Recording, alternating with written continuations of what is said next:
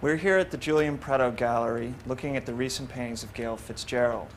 Gail is a young woman artist, under 30. She is one of a group of young abstract painters who have been embracing aspects of process and material in their compositional strategies toward a certain pictorial end.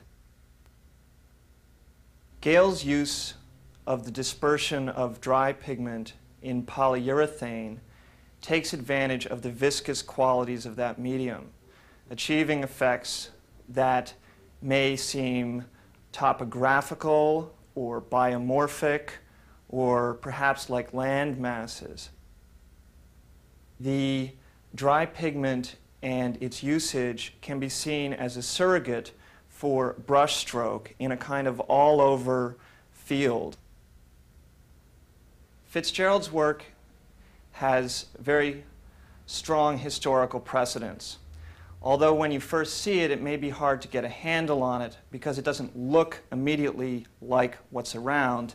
It draws from traditions of post-war abstract painting, both European and American. Here you have something that could immediately be construed as almost lunar or otherworldly.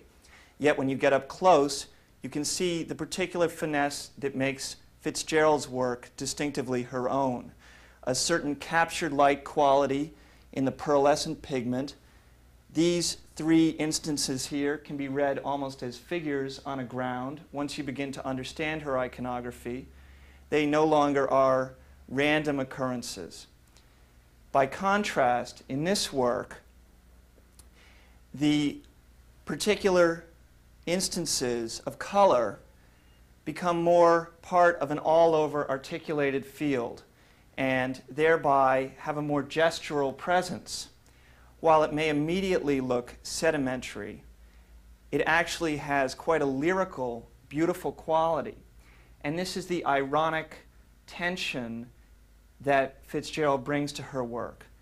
A facing off between a almost brutal use of materials and a feminine, gestural, delicate, quite thoughtful presence in the work. In these works, it is important to understand the role of accident and gesture.